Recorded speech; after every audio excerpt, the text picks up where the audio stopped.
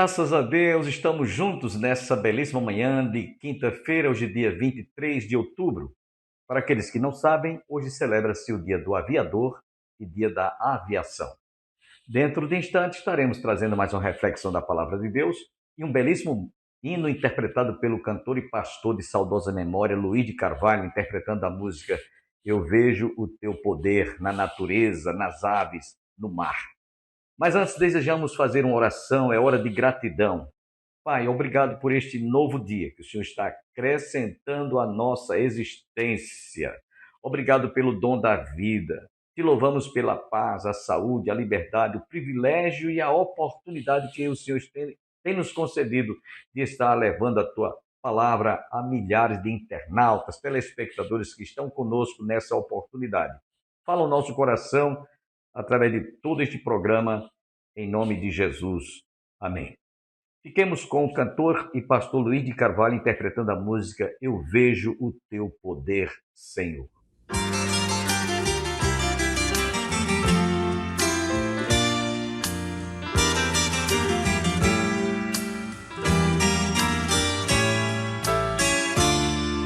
Nas noites silenciosas, no perfume de rosas, eu vejo teu poder, Senhor.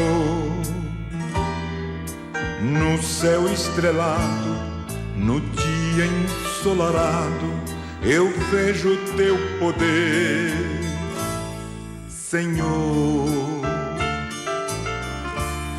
Na expressão da verdade, na forma de humildade, eu vejo teu poder, Senhor. No alívio da dor e num gesto de amor, eu vejo teu poder, Senhor. Eu vejo teu poder, Senhor. Eu vejo teu poder, Senhor. Na ave a voar, no bramido do mar, eu vejo teu poder, Senhor.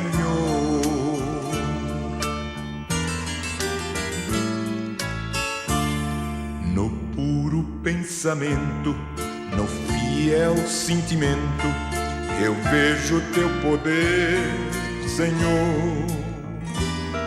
Na chuva a cair, na criança a sorrir, eu vejo teu poder, Senhor.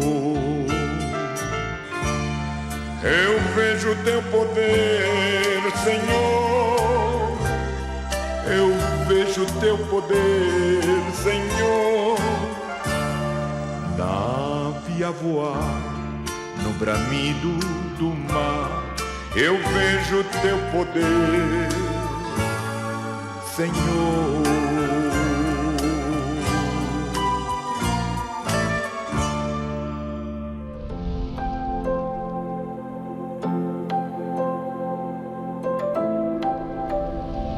Efésios 6, de 1 a 4. Efésios 6, de 1 a 4. Filhos, obedecei a vossos pais no Senhor, pois isto é justo.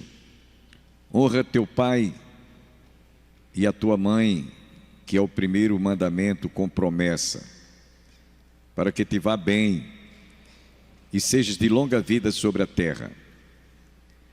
Verso 4. E vós pais, não provoqueis vossos filhos à ira, mas criai-os na disciplina e na admoestação do Senhor. Amém? Podem sentar. Só lembrando os irmãos que o título Ser Pai, nós já falamos sobre 4 aspectos do que pode ser traduzido como o que representa, o que é ser pai. Nós já tratamos isso aqui, mostramos para os irmãos que ser pai não é apenas um ser provedor, mas também é um ser sofredor. Terceiro, é um ser cheio de amor.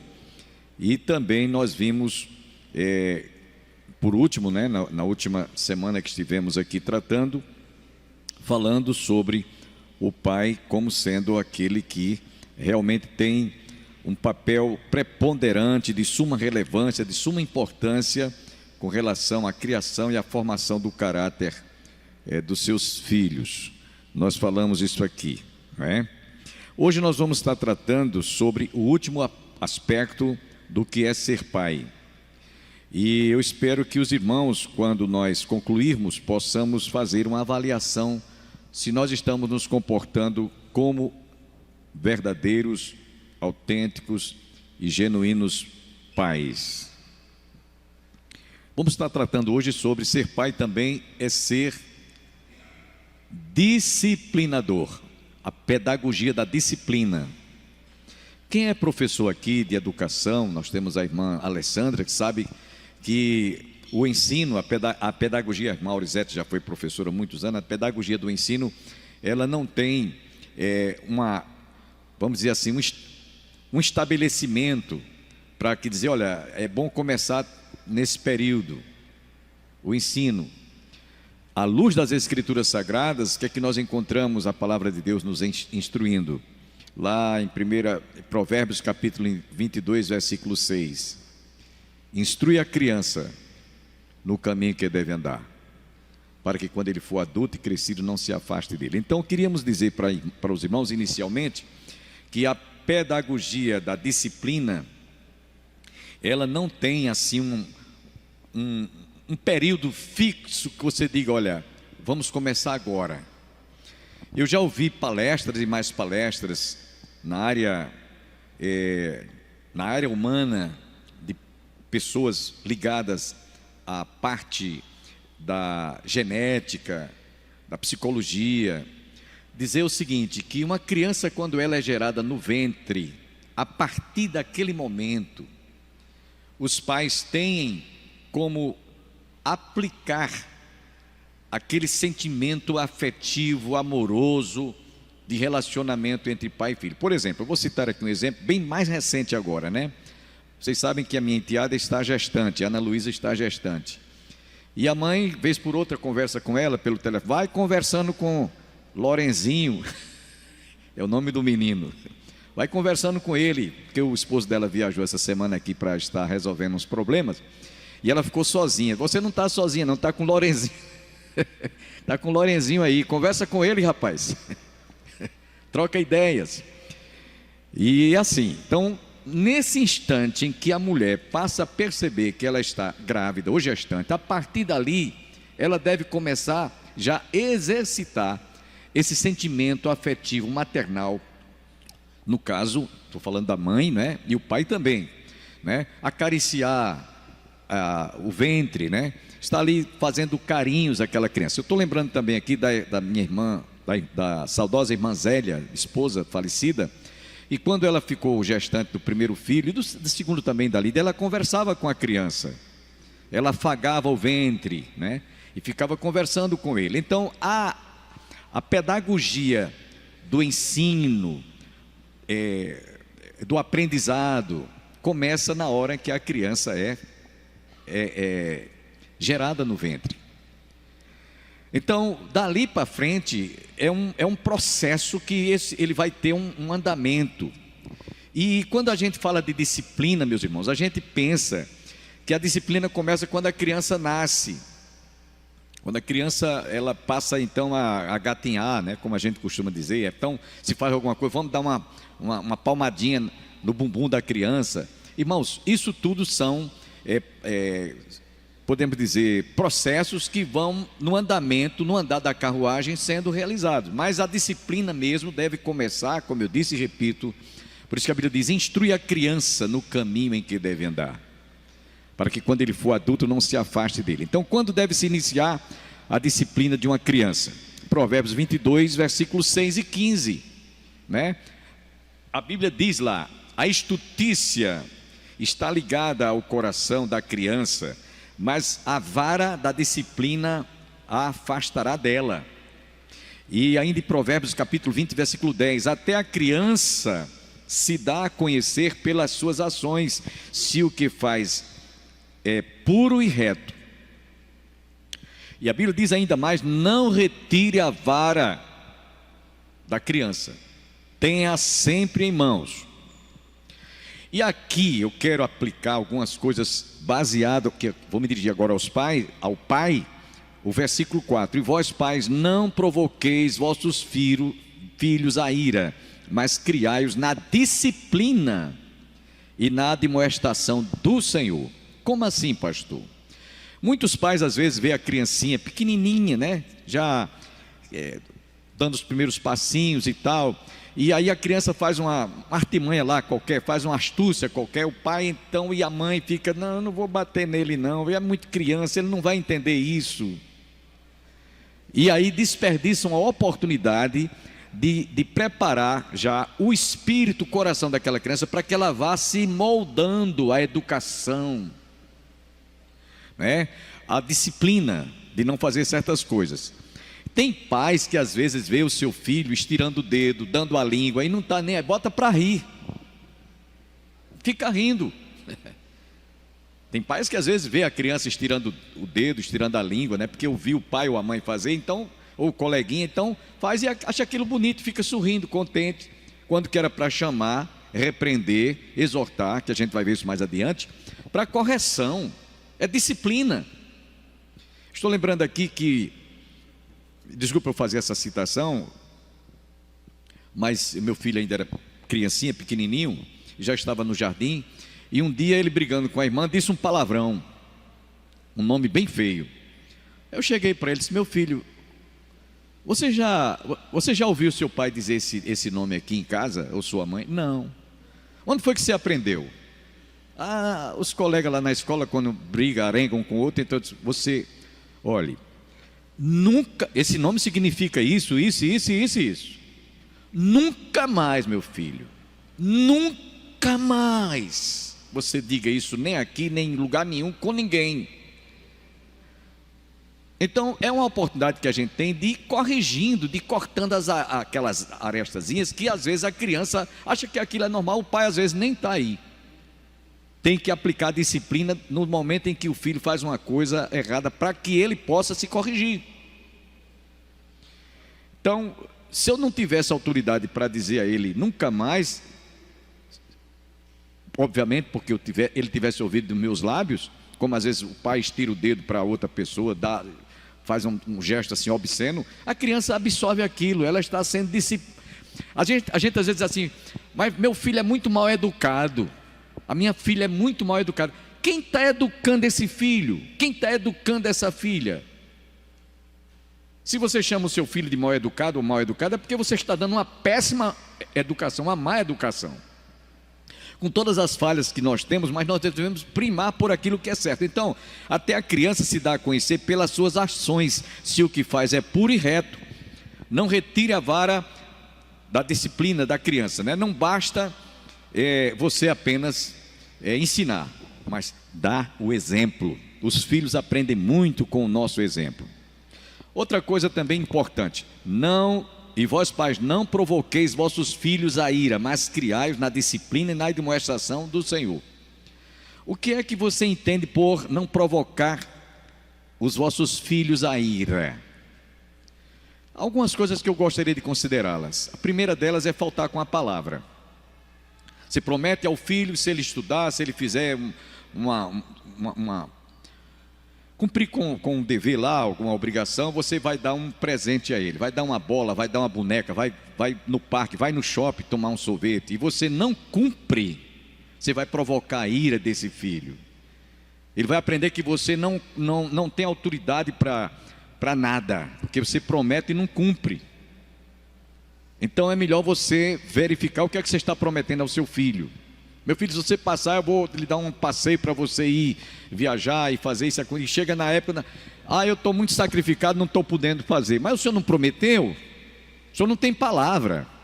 A disciplina, irmão, exige muitas vezes do pai, o primeiro a ser realmente aquele que vai dar o exemplo, né?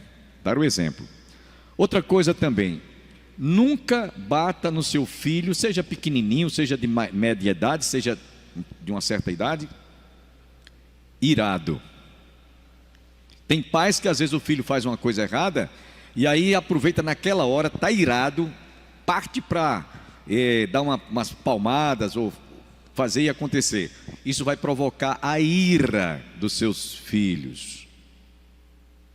Deixe passar a raiva, deixe passar a ira, mas não bata no seu filho ou na sua filha irado. Isso é pecado. Por isso que diz aqui: e vós pais não provoqueis vossos filhos a ira, porque o filho vai sentir que você está batendo nele ou nela, na menina, com o coração cheio de ira. Isso é pecado. Deixe passar o efeito da raiva, da contrariedade, do constrangimento lá na frente. Aí você chama ele ou chama a menina em particular e diz: mas vem cá, está lembrado que você fez isso assim, assim, assim, assim ontem? Você disse isso assim, assim, assim, você usou essas, fez isso e aquilo. Então, você agora vai sofrer uma pisa, ou um castigo, ou uma disciplina, porque você me desobedeceu, porque você fez isso e aquilo e que aconteceu. Essa é a maneira pedagógica como você pode e deve disciplinar o seu filho. Eu, quando cheguei aqui em Campina Grande, não sei os mais antigos se lembram dessa história que eu vou contar, mas eu me lembro que houve isso aqui em Campina Grande. Uma criança estava brincando com a tesoura e cortou o vestido da filha, aliás, da mãe, desculpe. A criança estava com a tesoura e a criança faz todo tipo de artimanha. Cortou e acabou o vestido, né? Destruiu o vestido da mãe. Quando a mãe viu, então a mãe ficou revoltada, irada, foi lá, deu uma pisa muito grande nas palmas da mão dessa criança. Mas bateu com ira mesmo, com revolta, que criou hematomas. Essa criança foi hospitalizada. Me lembro assim que eu cheguei aqui em Campina Grande, na década de 75. E essa criança teve que ter problemas seríssimos nas suas mãos. E parece-me que chegou até a amputar, não sei se foi os dedos, alguma coisa assim, que deu tétano. E essa criança perdeu parte da sua mão.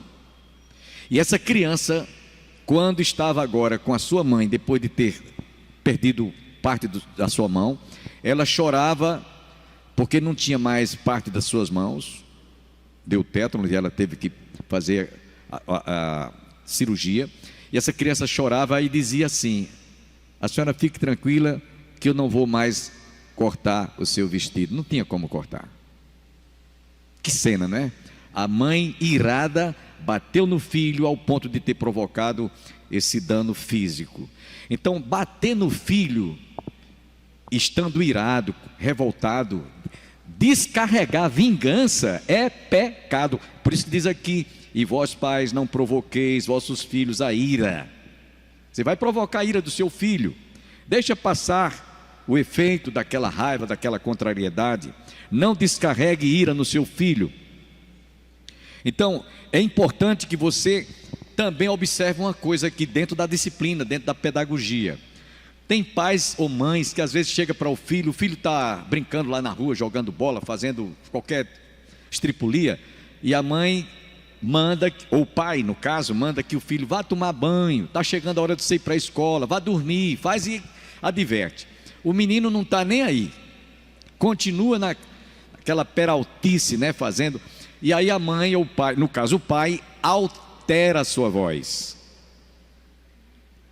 Ele começa com a voz mediana, então aumenta um tom, o menino não obedece, mais outro tom, o menino também, termina aos berros, gritando: eu já mandei, eu já disse a você que fosse tomar banho. O menino não está nem aí. Sabe o que é isso, irmãos? Isso é perda de autoridade. Perda de autoridade. E muitos pais às vezes não observam esse detalhe. Isso não é sinônimo de autoridade, é perda de autoridade. Certo? O que é que nós poderíamos aplicar aqui dentro da pedagogia, da disciplina, do ensino? Você ensina, você mostra, você esclarece. Depois você diz: olha, se você cumprir isso aqui, você vai ter isso e mais isso, isso, isso e tal e tal e tal. Inclusive a promessa que Deus faz aqui nos versos 1 e 2 para os filhos é essa: honra teu pai e tua mãe, que é o primeiro mandamento, como promessa para que te vás bens e tenha longevidade de dias sobre a terra e vivas bem. Então é uma promessa que está nos versos 1 e 2. Agora no verso 4, verso 2 e 3, essa promessa, no verso 4 vem o papel do pai, a obrigação, o dever, a responsabilidade que o pai deve ter para com os filhos, não provocar ira. Então, como eu disse, perda de autoridade leva os pais às vezes a gritar aos berros para que o filho possa obedecê-lo. Se você tivesse aplicado a disciplina desde a mais tenra idade, ensinando, mostrando, esclarecendo, ele pode até se tornar rebelde, mas não vai deixar de sofrer a exortação que foi dada, que é a disciplina, que é o castigo, né? Então, disciplina, castigo e correção. São 3 coisas que devem ser feitas para que a criança ela possa ir forjando no seu caráter o sentimento de submissão, de obediência, de respeito, de reverência, de consideração, dentro desta pedagogia, deste aprendizado, né? Então, o filho pródigo, que é o texto que eu citei para vocês, já a gente termina. Observe que o filho mais moço pegou a parte que lhe tocava de herança. O pai insistiu: não faça isso, você tem tudo aqui. O pai estava tentando mostrar para ele, mas ele virou o juízo e disse: eu quero ir, eu quero conhecer o mundo, eu quero passear, eu quero aproveitar, eu quero gastar, desperdiçar a parte da minha herança com os meus amigos. Eu falei para vocês que o pai também é amigo. Foi uma dos que nós comentamos aqui. Mas aí ele preferiu trocar os amigos do mundo, né, pelo amigo que ele tinha, que era o pai. E aí deu tudo errado. Foi isso que a gente viu domingo passado? Ou não estão lembrados? Sim ou não? Bom, então gastou tudo, não absorveu o ensino, os conselhos, as orientações que o seu pai lhes dera. E aí quando ele estava lá apanhando no mundo, aí ele caiu a ficha, ele caiu em si. Quantos jornaleiros de meu pai têm casa, comida, roupa, conforto, e eu estou aqui, sou o dono, meu pai é o dono de tudo aquilo, e eu estou aqui nessa miséria, nessa desgraça. Voltarei, irei ter com meu pai: pai, pequei contra os céus e contra a terra, já não sou digno de ser chamado teu filho, me receba como um dos teus empregados. E voltou. Agora veja a atitude do filho mais velho. Tinha ido para o campo. Quando voltou, ouviu as músicas, as danças e festas, e ficou admirado. O que é que está vendo aí? Foi que houve. Um dos empregados veio e disse: olha, teu irmão que voltou para casa e teu pai recebeu com festas de alegria. Aí o filho mais velho, irmãos, embora tivesse todo o conforto, todo o apoio, toda a assistência que o filho mais novo desperdiçou, fez uma queixa ao pai: meu pai, há tanto tempo que eu estou aqui, nunca me deste um cordeiro para eu celebrar uma festa com os meus amigos, porque ele também tinha amigos lá fora. Mas ele não estava levando em consideração o quanto ele tinha realmente de importante a companhia e a assistência do pai, com todo o conforto, com toda a regalia, com toda a mordomia. E ele agora estava lançando em rosto, como se aquilo fosse algo que justificasse o motivo pelo qual ele estava com inveja, com raiva, porque o irmão veio e o pai matou um novilho, fez uma festa e fez um banquete. E o pai simplesmente aplica a disciplina: meu filho, você sempre está aqui em minha companhia, sempre eu estou ao seu lado, tudo que é meu é teu, você sabe disso. Você não tem sido negado a nada. Você deveria estar alegre, porque esse teu irmão estava morto e reviveu, estava perdido e foi achado. Vamos nos regozijar, vamos nos alegrar. Quer dizer, o pai aproveitou a oportunidade para dar uma lição, para corrigir, para disciplinar a ideia deturpada, errada, que aquele irmão mais velho tinha com relação ao seu irmão, por inveja, por ciúme, seja lá qual foi o sentimento que ele teve, né? Irmãos, vou dizer aqui uma coisa para vocês, para dizer isso aqui e concluir. Presta atenção. A disciplina tem começo, como eu disse a vocês, no momento em que a criança é gerada no ventre, e só vai acabar no dia que esse filho fechar os olhos, ou esse pai fechar os olhos, melhor diria. Como assim, pastor? Quantos pais Mas quantos pais mesmo hoje estão chorando amargamente, porque embora os seus filhos sejam adultos crescidos, alguns até já é pai, até avô, e eles continuam se comportando indisciplinarmente. Provérbios 23, 24, não despreza teu pai não despreza tua mãe, nem ao teu pai quando este vier a envelhecer. E quantos pais estão hoje chorando porque os seus filhos tiveram um comportamento hostil para com seus pais? Por isso que lá em Provérbios 13, 24 diz: o que retém a vara aborrece a seu filho, mas o que o ama cedo o disciplina. Cedo. E termina quando, pastor? Quantas vezes for possível ou necessário, chama o seu filho, exorte, repreenda, chama a atenção, diga que você está agindo errado. Se for o relacionamento conjugal com a sua nora, se for um tratamento com um neto errado, deturpado, chega para ele e corrige ele. Mas ele é barbado, ele já está de bigode, não interessa. Meu filho, não faça isso com essa criança, você vai prejudicar o caráter dela. Provérbios 19, 18 diz: castiga o teu filho enquanto há esperança, mas não te excedas ao ponto de matá-lo. Provérbios 19, 18. Última palavra, última frase. A Bíblia diz, aliás, não é a Bíblia, desculpem, isso aqui foi uma frase que eu colhi de um certo escritor na área disciplinar. Ele disse o seguinte: a vara e a disciplina, aliás, desculpem, a vara e a disciplina, isso aqui é Provérbios, eu estou trocando aqui. A vara e a disciplina dão sabedoria, mas a criança entregue a si mesma vem a envergonhar a sua mãe. Agora, o pensamento que eu colhi de um certo autor, isso é uma frase de escola, viu, Alessandra? Você que é professora, uma frase numa sala de aula: é mais fácil construir um menino do que consertar um homem. Interessante, né? Vou repetir, essa é uma frase que estava numa sala de aula. É mais fácil construir um menino do que consertar um homem. E lembre-se que Jesus, ele valorizou a importância das crianças quanto à questão disciplinar.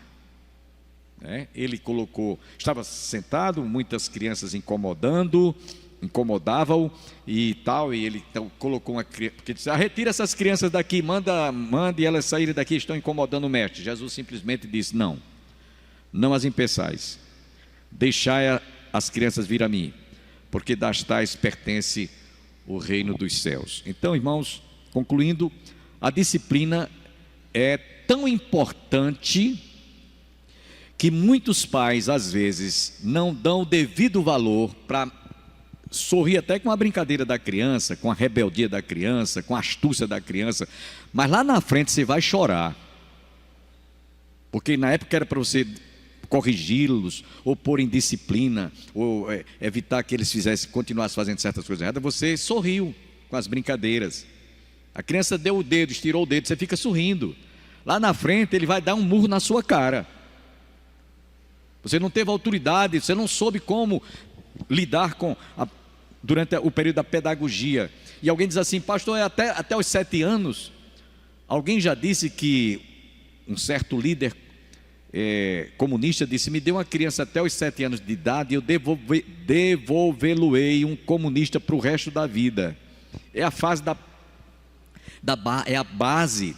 Desde que a criança é gerada, vem a base até ela se sentir um tanto assim segura daquilo que ela quer, do que ela pode fazer.